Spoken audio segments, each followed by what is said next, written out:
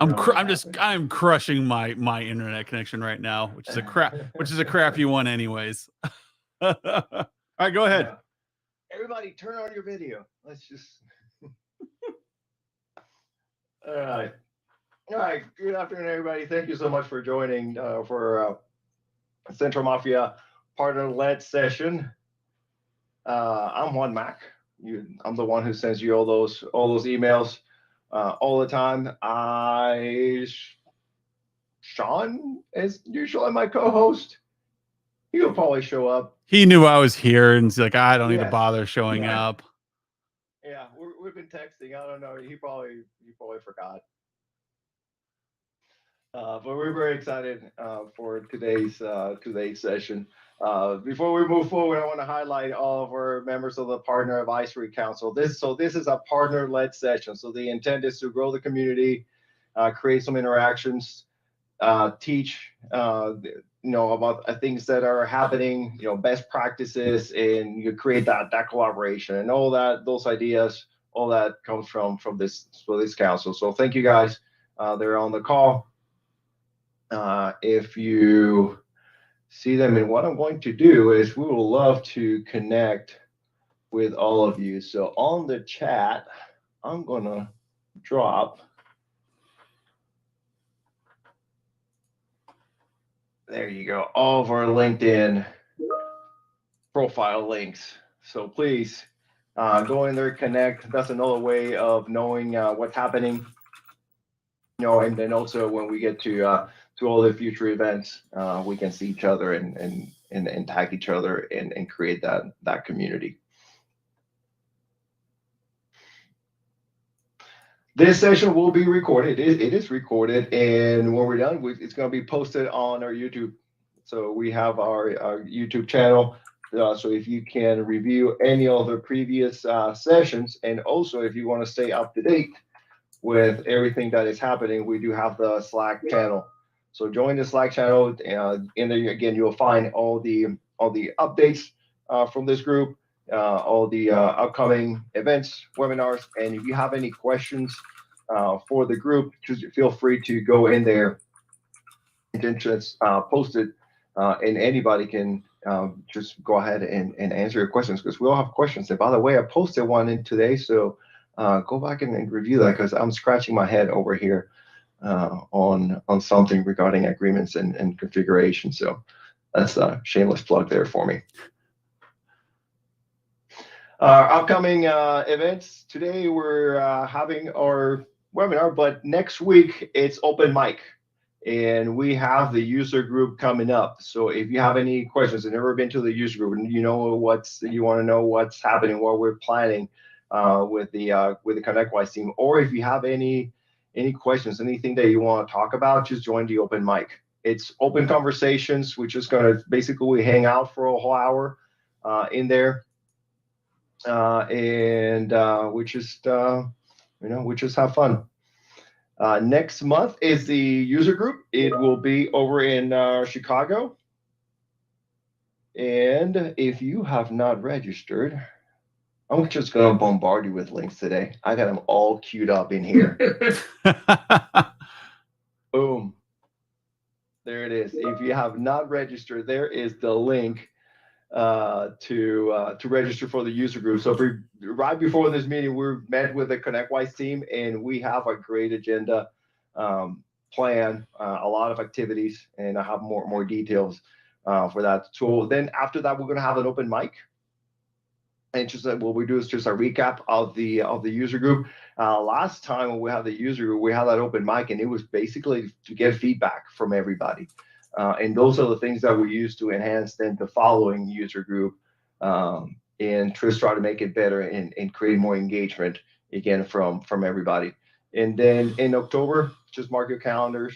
October 12th and October 19th, those will be our two upcoming sessions. And then there is Connect then over in November. So there will be no webinar in November because there's the Connect event. Speaking of the user group, September 14th. So again, mark your calendar. We have all the sessions already planned. We have we're planning again the panel to have conversations with the ConnectWise team and other partners, and also we have specific breakouts or interactions with the vendors, because I know we have a lot of our vendors and sponsors that come in, and there's very little time to engage with them. So we create a little time slot there for to engage with them. And there's also not only the pre-day, well, there's now a closing networking event. So a couple of changes in there. So it's a lot of fun that we have. Last time we went axe throwing to just break the ice and get to talk to each other, and it was a fun time. Here's the agenda for the user group. Like I said, we're going to have that panel. It's oriented to the day and the life of the service manager. So we're inviting several. We have some partners that are going to participate along with the ConnectWise team, and I'm not going to go through all this, but this is the agenda that we have scheduled for you. Great news! If you attend, there is a chance to win a pass to Connect. So just like we gave away a pass for Secure, for those that attend, they'll have the opportunity to win a pass to Connect this year. And speaking of partners, we still have the call for speaker, and this is the last call for speakers for the user group. So if you like to participate on any of those sessions, you'll participate along with the ConnectWise team. So it's not like we're going to ask you to go in and talk over a specific topic. You'll coordinate with the team. And what we want is just your experience, your feedback on those items. So if you can see, these are our 3 partners who are going to participate. See those 3 cool dudes there? You want to be cool, all right? So if you want to have that opportunity to present, just let me know. Just reach out to me directly, and I will connect you with ConnectWise team and their the education team. So you will not be there, like I said. We will not be asking you just to present. There's the content, and we want to hear your experience. All right.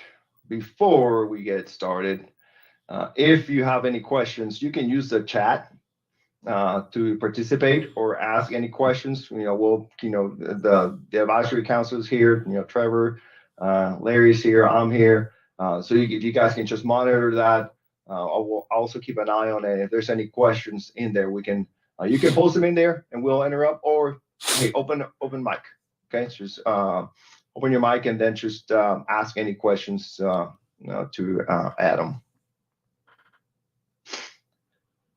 So today we're going to be talking about streamlining your QBRs. So we have Adam Walter here from Humanize IT. There he is. He's the founder and president of Humanize IT. We met Adam last year. We crossed paths several times, but specifically when you were the one with finance at the Pitch It event with the product on how to streamline your QBRs, so how you can help your team build QBRs and actually turn it into a business conversation. So Adam will share with us today all those different topics, how you can actually have those valuable conversations with your organization, with your clients, and turn that into revenue. Yeah. Right. Yeah, definitely. So with that, Adam. Yeah. Go for it, my friend. Yeah. So, first things first, understand that, I'm going to try my best not to make this a boring topic. I love speaking. I've got the ego for it. Trained by the best, Sean Lardo, telling me like, stop talking about yourself. No, I think it's because Sean just wants me to talk more about him. Anyways, the idea of a QBR though is we always talk about ourselves. And I came from the outside of the industry. I came from the corporate world where the idea of a QBR really didn't it wasn't a big idea. It was just something you did. Every quarter, I as a security director would have to give the security update to the entire company. And it was expected of me to do this thing. And over time, I found little tricks to talk to these large groups of people and gather information, as well as disseminate information that they wanted to hear about. And so I got really good at this. And eventually I did my own VCIO practice. I started building out how to talk to companies about things that matter. So if you were on our webinar just 10 minutes ago, I was on another webinar where we were talking about how you actually relate to customers through pre-sales. How do you pre-qualify clients? And it's very similar to how you do your QBRs.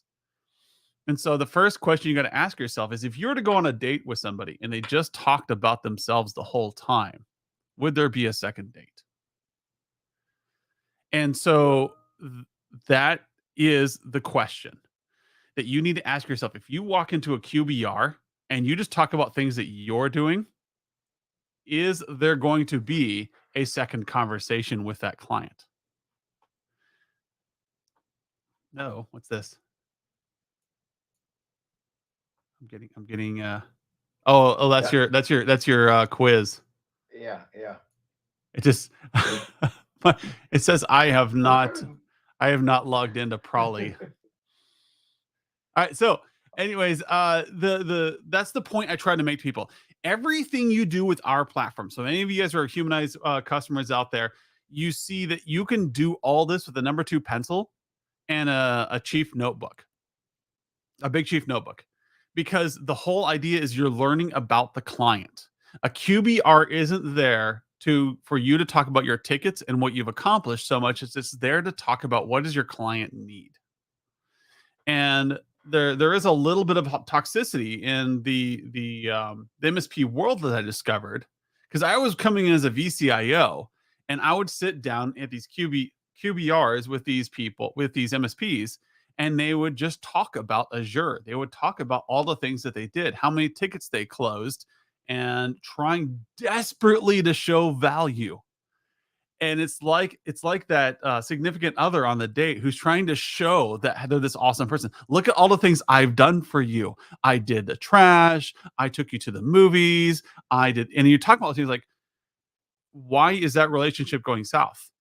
Now, when we think about it that way, it's obvious. You don't care about the other person. You're just talking about yourself and all things you're doing. And it's because you're so desperate to get their attention. What if there was a better way? What if you didn't really have to do anything to make a good QBR? What if the good QBR was just all about walking in the room and sitting there and asking the right question and then listening? And that's how streamlining a QBR works. So let's see if I can share my screen here.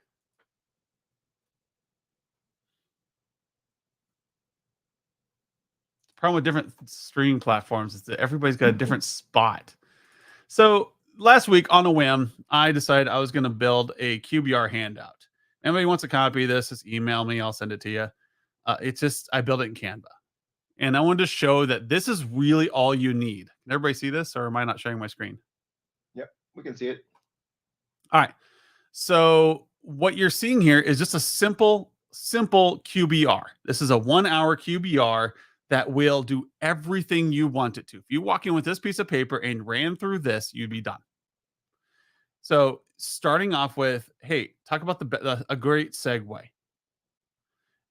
What happened to your company? Tell me about your company. Tell me a highlight from this last quarter. Hey, let's talk about things we did just really quick. Notice I'm only giving you about 5 minutes there to talk about what you did. And I want to show you where you're going wrong or what you're doing right. And then come there like, hey, can I make some recommendations based on what we found last quarter? And then let's talk about how much these are going to cost and put them on a roadmap so I can get them done this next quarter. And then finally discuss business objectives. So notice like this first half, all that stuff I just talked about, there's only 20 minutes of the conversation. The rest of it is, let's talk about the problems you're having.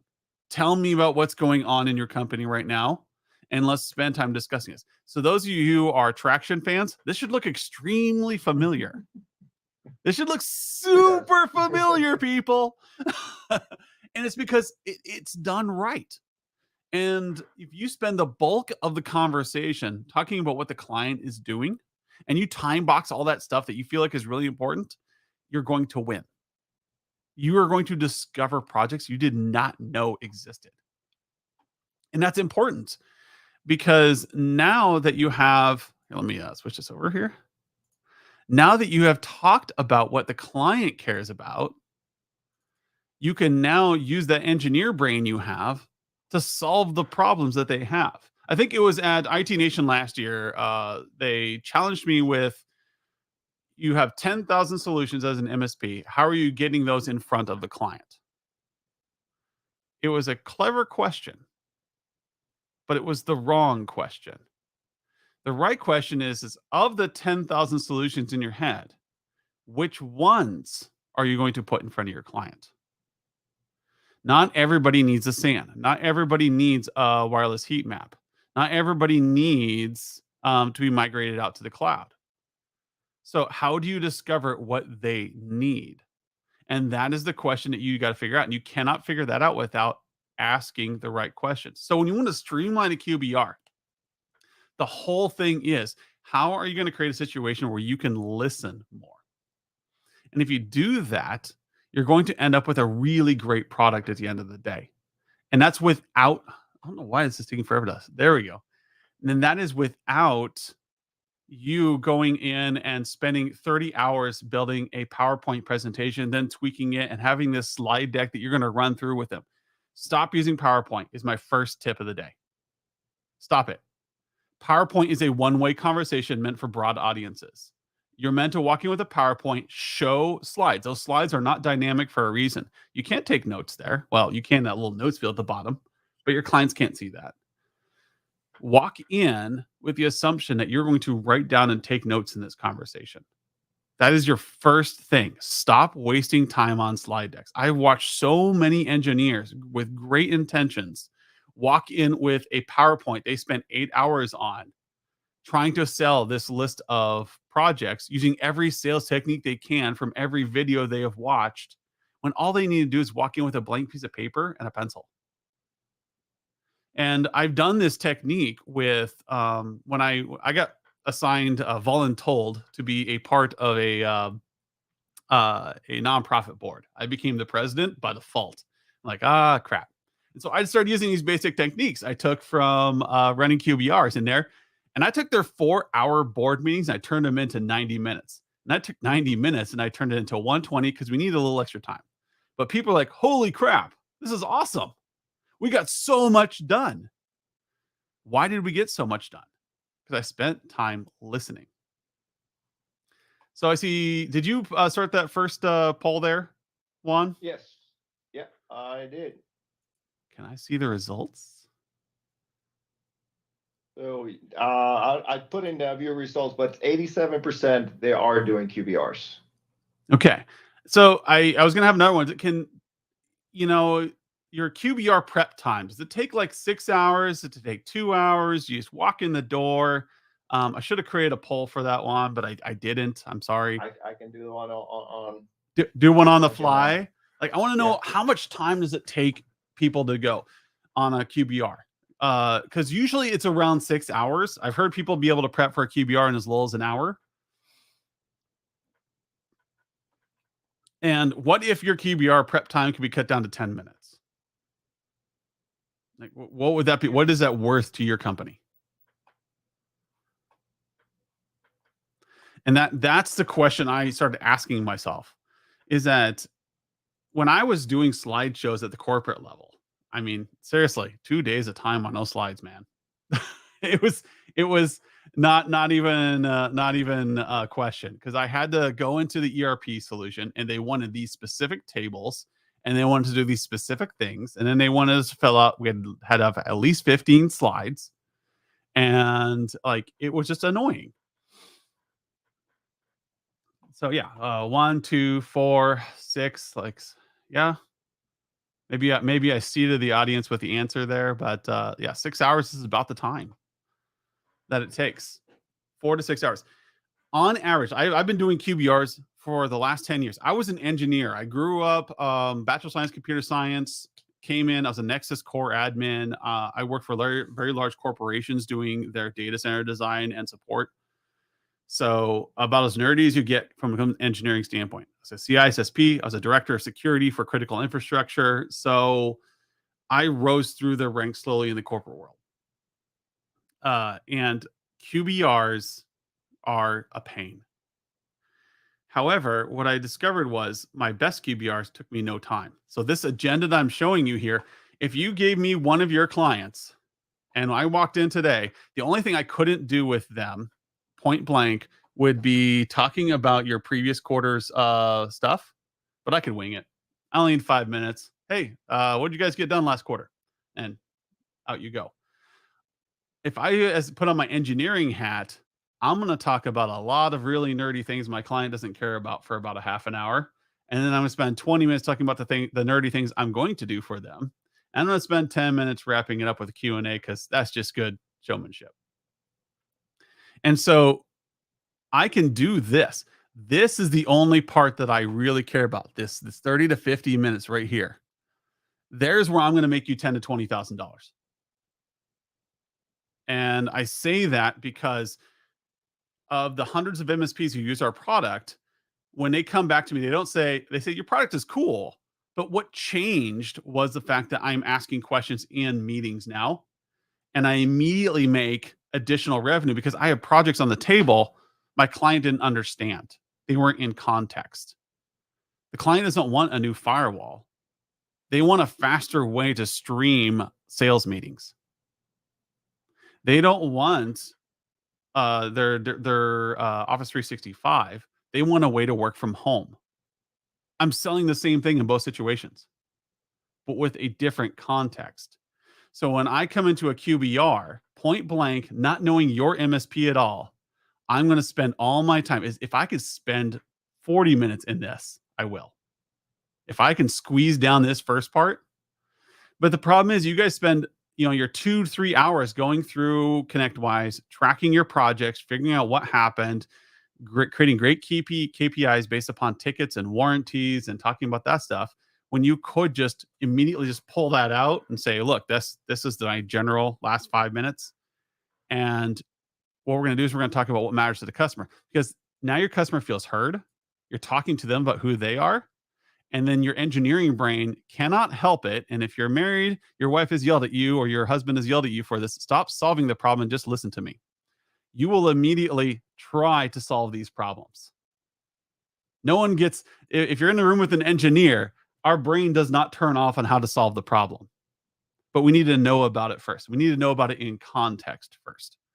And so that is where we come down to like what the heart of what we've been trying to do. So when I do a QBR, I'm going to use my software here just for a second. Sorry about the dog and pony show. But like I go into my client. If I can, man, my computer's just chugging here. This is my QBR, guys. This is it. I think Skip designed this, I don't know, a year ago. I'm going to walk in and I'm immediately going to scroll down this. I'm going to say, what do we need to talk about? Okay, here are the projects we've got. I can say, do you want to see what projects were done? Okay, I can put that in there and I can just say, show me all completed projects. Oh, look, what's the budget going to be for this client? I have simple things here. And if I have Power BI, I can talk Power BI if I want. But I don't want to get into the nitty gritty of what's going on in a QBR. I want to know what's going on in the business. So if you take this idea that we've done in our software, where it's just pulling your ConnectWise data in, or your Autotask or Halo or whatever you're using, ConnectWise here, they pull it in and say, what are you planning on doing? What's potentially capable of being done? And so now I have 1,000 solutions in front of them, but we're not talking about those right now. What I want to talk about is, how is your business running? And instead of spending the 6 hours trying to gather all this data, it's just there. And if you use a Big Chief notebook instead, write down the top 3 projects from the last quarter. Very rarely do our customers care about how many tickets were closed. They have no context for that. It's not like they're comparing their ticket close rate versus another MSP. It's a great number to talk about, and we've trained them to care about it. But in my history, my 20-year history of talking to large and small companies, never have I had somebody say, I need to look at our ticket close rates. I've had my CIO ask me that because he felt like we were underperforming. And that's a big red flag. I need to talk about something else. I need to say, okay, why do you feel like that? And then they say, well, Susan requested a PC and it didn't come in for 6 months. Oh, okay. So let's talk about that. Why did that take so long? Well, it was a pandemic and things happened. I like how you spelled how there, Juan. Yeah. It's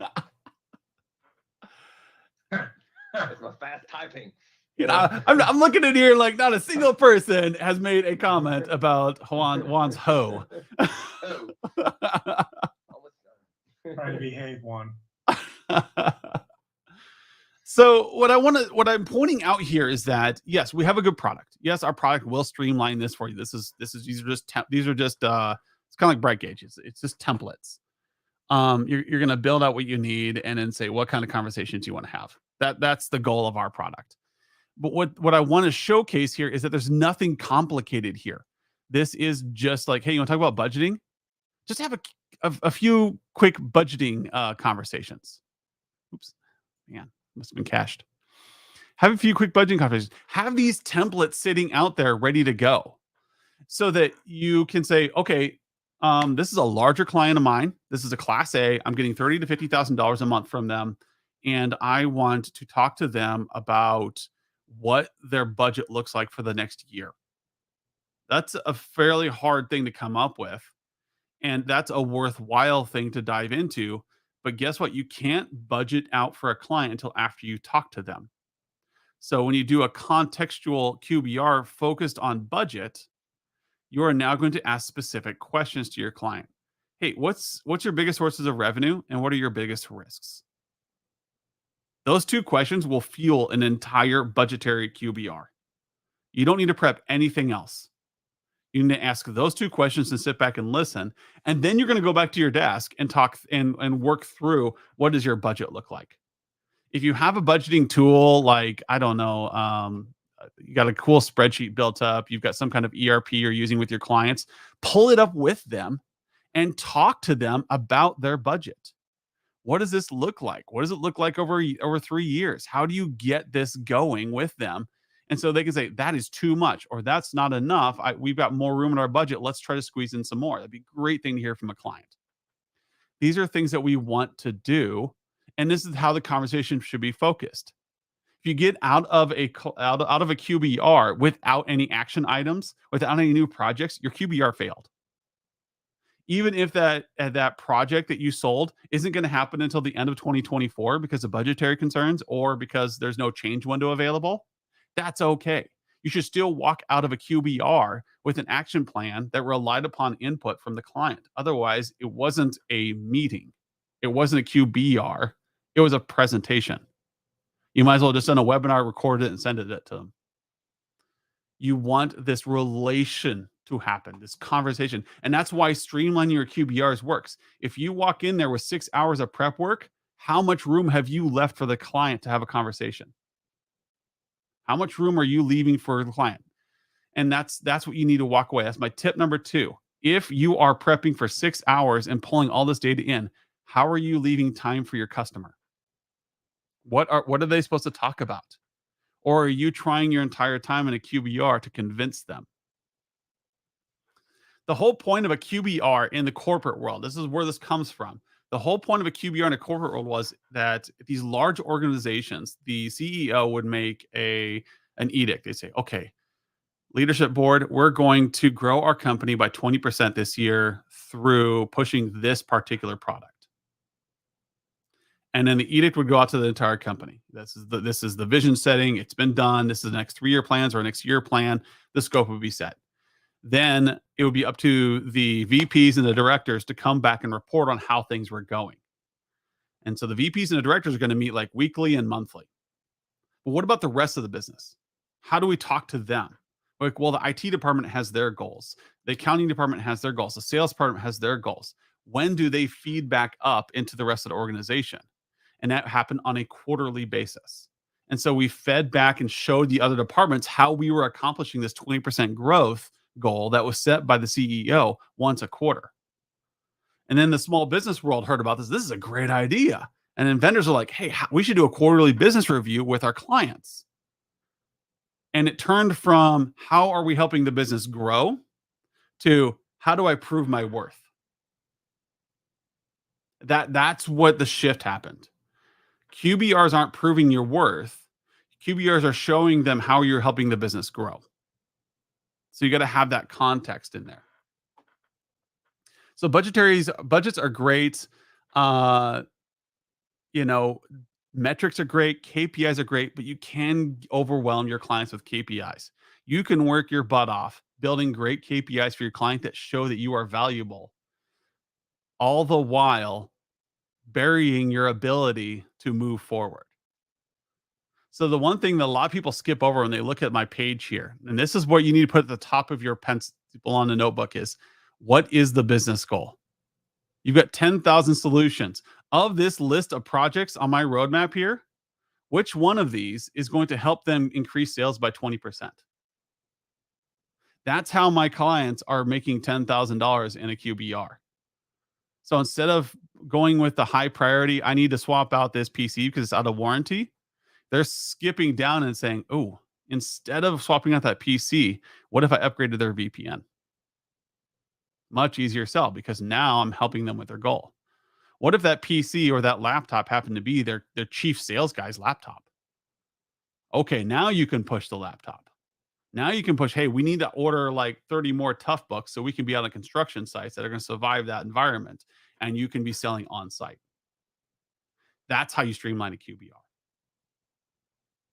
And do you find, like, when we're looking at this poll here on how much time, like 6 hours, is that 6 hours, or do we spend a lot of time just pulling all that information, like you were saying, like how much we're worth, like ticket closure, successes of projects, all those KPIs? That's how you find seeing that most of people are spending their time? Yeah, when I first start coaching somebody or I start doing one-on-ones with them, what I find is that I say, show me what your process is, and they pull up a PowerPoint slide deck, and then they know they've got to gather these things: how many tickets were closed, what projects were completed, what are all these things in ConnectWise that they can do, which is great because you can pull it out of ConnectWise, but it just takes forever. And if you can make a pre-built report, you can, and hopefully some of that BrightGauge integration someday will help you make that faster. But you spending all the time gathering data on what you did, and then what should you do, and trying to figure out, okay, here's all of our projects, which one should I recommend? But you're doing it in a vacuum, which makes it so much harder. Yeah. When I do a budget, when you're designing a budget for a client, they need to be in the room with you. Otherwise, you're wasting your time, unless you know that client extremely well. And like where that they're going to grow their budget for 4% this year, and you know what they're going to care about, and you know what they're going to approve, then you're going to stay at the same budget. You'll have a hard time selling new projects. But yeah, I'd love to hear from the group what they spend time working on in the QBR. Prep time. This is per client, people.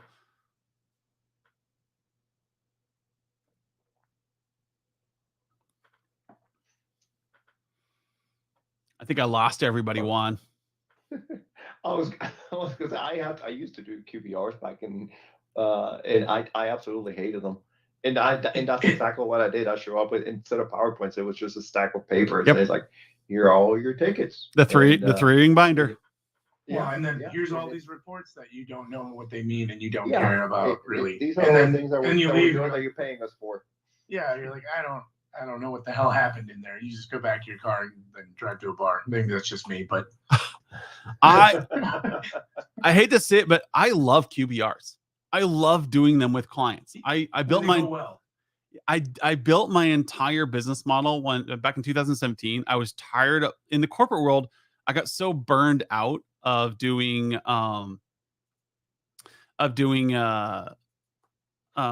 corporate level QBRs and just dealing with all the red tape. A lot of you guys have been in the corporate environment. You know how it is. It's a pain. And I miss working with small businesses where, like, you can make a decision and help them come with a decision that matters. I was helping schools and daycares figure out better ways to do timekeeping for and tracking of students. And it was simplifying their lives. And that felt so good. My wife's like, why don't you just do that as a profession? So I was a kept man for a couple years, right? My wife's a pharmacist. She can afford to pay the bills. And so I started doing VCIO work, and we suddenly went to 38,000 MRR a month just doing consulting practices because people are so thirsty for this.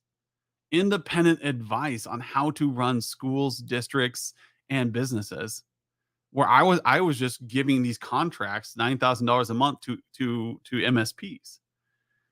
And the person that trained me to do the QBRs could even tell me the purpose of all the QBRs they were gathering in the first place. That's the thing, is like, it's analysis paralysis. If you look out there and you look at, go out there and just Google how to do a good QBR and look at all the videos that come up and just focus on MSP delivery, right? They're all focused on, how do I get more reports in front of my client? How do I get more data in front of my client? And I like to think that's my claim to fame. I'm lazy. I do not want to read all this stuff. When I was in these meetings with the superintendents with these district offices, and an MSP would come in and slap that 3-ring binder down, the binder stayed closed unless they were told to open it. And then as soon as that MSP left, it got pushed over to the left. And it got added to the stack of documentation that these people kept around.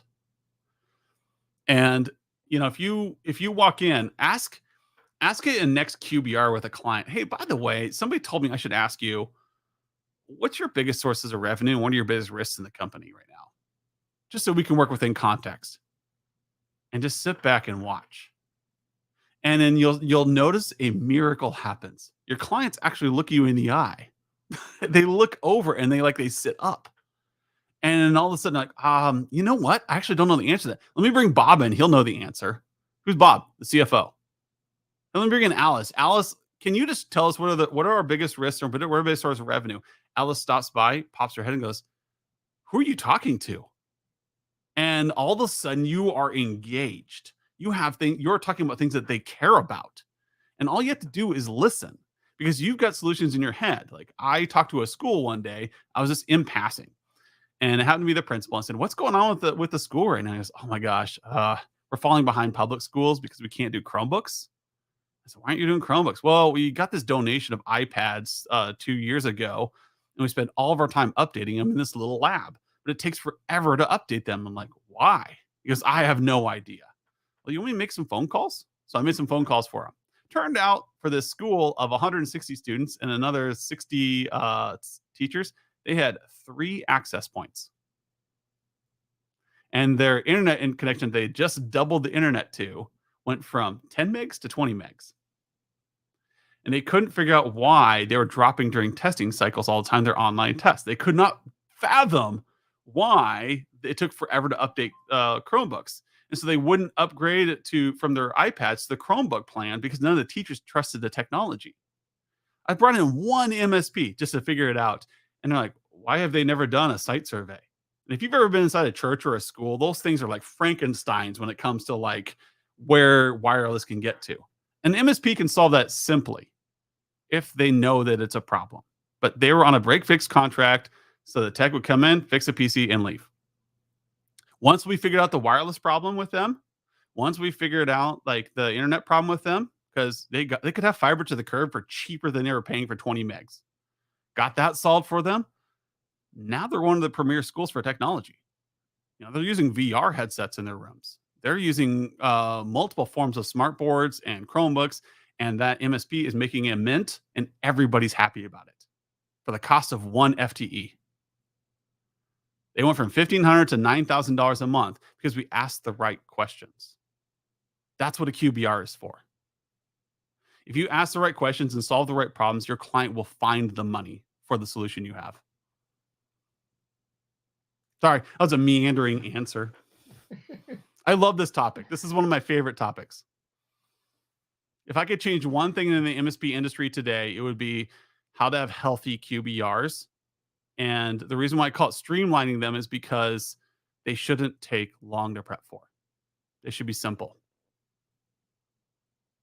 I think one of the key things that you mentioned is the one that says just stop talking and stop listening. I know that I'm an engineer and I have that engineering background, that as soon as I started talking about a problem, I wanted to solve it right away and start to come up with ideas. Yeah. And it's just as simple as just shut up, take notes, And because I don't think the clients, they want that answer right away, right? They know that you're probably going to work with them. You're going to work in a budget. You're going to work in a solution and plan it. Yeah. Right. Put it within their budget to have that business conversation. Yeah. With them. You're wearing one of our unicorn shirts, and that's I love that. I think I'm wearing Arnold Schwarzenegger under here. It's like all my nerd shirts. But the point of the unicorn symbol is, and this is a hot contention in the industry right now. People yell at me all the time for it. Can't be done. We can take any account manager and we can turn them into a VCIO. Unicorn. Some of you can talk tech, sales, and business. Why?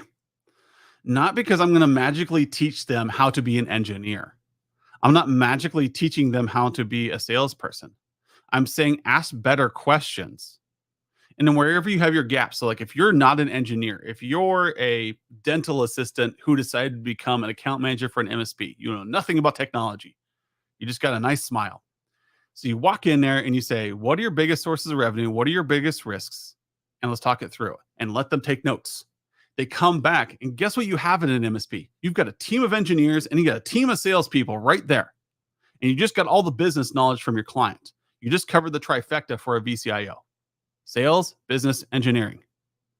And you walk through and as a team, you discuss, oh my gosh, we're having these problems as a business. Engineer 1. Okay, here's 16 solutions I have right now. And the salesperson goes, yeah, but they can't afford that, but here's what we can do to sell it. You already, as an MSP, act like a unicorn. You act like a VCIO as a whole. You just need a smiling face to come in there and ask the questions. And if you put an engineer in there, they're going to try to solve the problem. They can't help it. They want to. I know. I'm one of them. I want to solve the problem right away.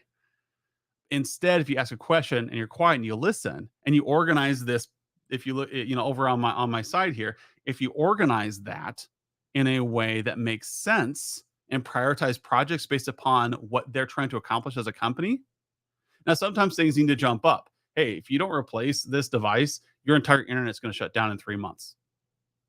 If we don't migrate from Windows here, your PC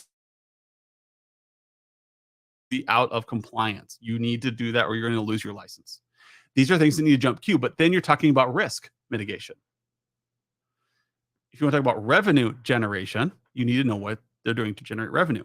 I think the last webinar we talked about a dog kennel. You walk in a dog kennel and be like, I see that you have a dog kennel and you have these individualized suites where a little floofy gets a little couch and they get these little places and they get boarded during the day. And I see you live stream. You're using cameras from 20 years ago. If you get a Logitech Brio in there or you get one of these other cameras, you could have two-way communication with your dog. You could charge a premium for that. Suddenly, you've provided something to them.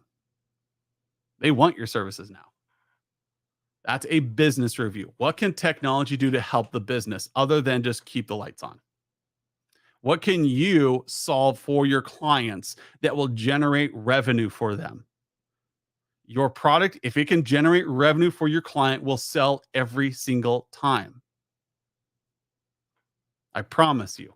You've just got to identify which technologies are going to generate revenue. Which technologies are going to mitigate risks to their revenue. Because at the end of the day, your client cares about profits, just like you do. Which is why we say on our solution, like on average, people are average increase of project revenue using humanized IT of $10,000. Not because we got any magic bullet, but just because we're simplifying the conversation so they can see which projects you have that will help them.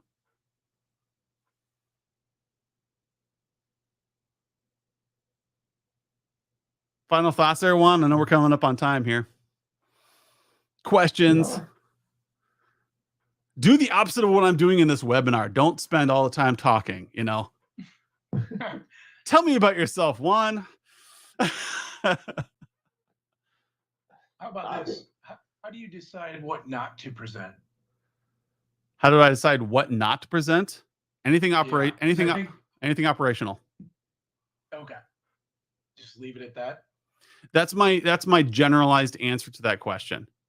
So Makes sense. Everybody wants to say they do QBRs. Like if you look out and the channel say, oh, we do QBRs. Why? the SEO, if you look at SEMrush, the SEO on QBRs is fantastic. So having as a keyword attached to your product means that you're going to sell more. So everybody wants to say use our data in QBRs, but you should not talk about operational data in QBRs. That's a technical review. That's an important thing to do. You should do a technical account review. That's important. You need to show like this is how we're solving problems, and that is okay. It's just a rare thing. It's meant for a more of a key stakeholder view. But when it talks to QBRs, you should be talking about strategic items. Which direction is the ship going? Not tickets. So I think Skip Ziglar says, don't talk speeds and feeds. Talk about strategy and direction.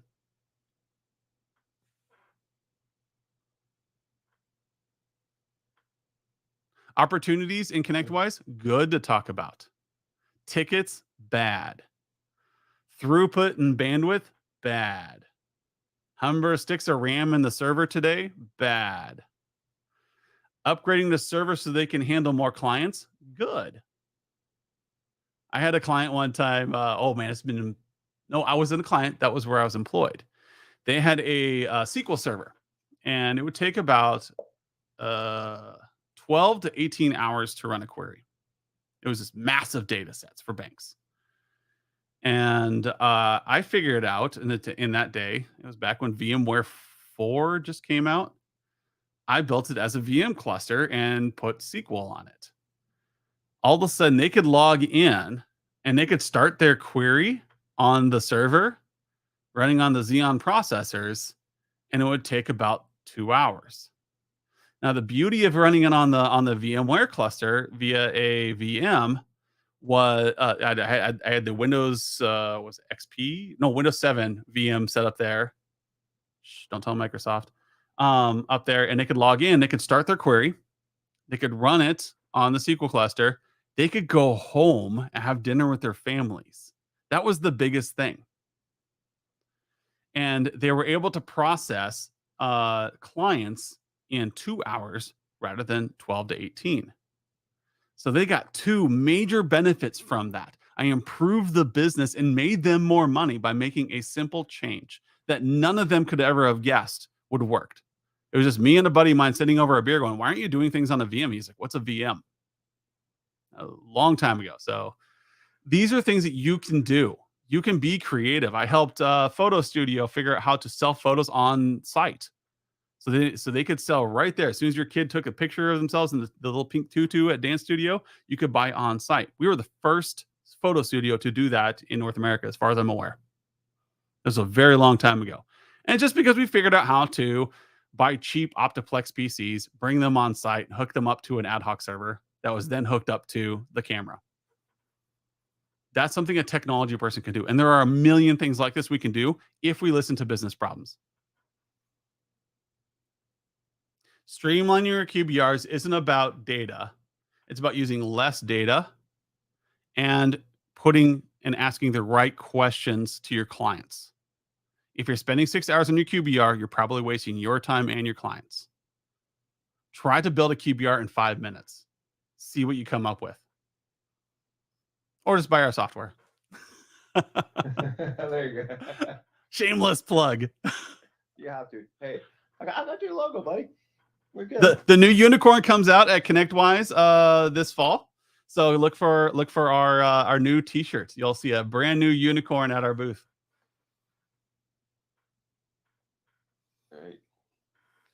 All right, thanks. So a couple of things I took notes here. A couple of things that I'm going to share with my team. Stop talking. I got that. I wrote that down, and I actually underlined it too. Nice. Is it because you were wishing I would stop talking, or? Yeah. I'll take a picture and send it to Sean. Okay. Stop talking. Talk about business goals. Link those goals to projects. Yep. Talk about not talk about. Have conversations, right? Have conversations. Yes. Biggest sources of revenue, biggest risks, and their pains. Yes. You might have to retrain your clients to talk about this stuff. They're so used to coming in and talking about speeds, feeds, and nerdy stuff that when you switch this conversation, and if you do it in a pre-sales engagement, you immediately stand out. If you do it with your existing clients, it'll take them a little while to get used to the new style of conversation. Wait, we're not going to talk about, we're going to sit here and cry and gripe about tickets for a while. We're not going to gripe about technology. No, I want to know about your business so I can find projects that are going to make you money. Yeah. We actually did strip all that and provided those reports automatically to the clients. So if you want to see tickets and talk about a ticket, here's the report ahead of time. So we will. Yeah, that's our client dashboard. If you want to, want to check in, see how a ticket's doing or how a project's opportunity's doing, go and check our client dashboard. Yeah. That's it. We're not going to overload you with reports.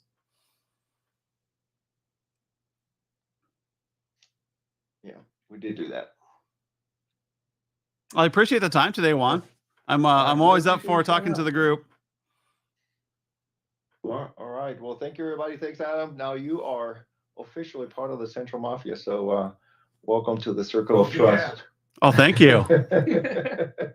I'm always glad to be around. Invite me back anytime. Yeah, absolutely. You'll get all of my spam from now on. That's okay. I accidentally sent out my webinar request twice today, and I'm like, oh no. So, all right. So I appreciate everybody showing up again. Adam, thank you so much for sharing all this information with the team. For the whole group, I will send out the follow-up email with information and the survey and links to for the user group, as I always do. And next Thursday, we'll see you on open mic, so we can again hang out and just talk about whatever. All right. Thank you, everyone. All right. Thank you. Thanks, Adam. Thank you, everybody. Have a great afternoon.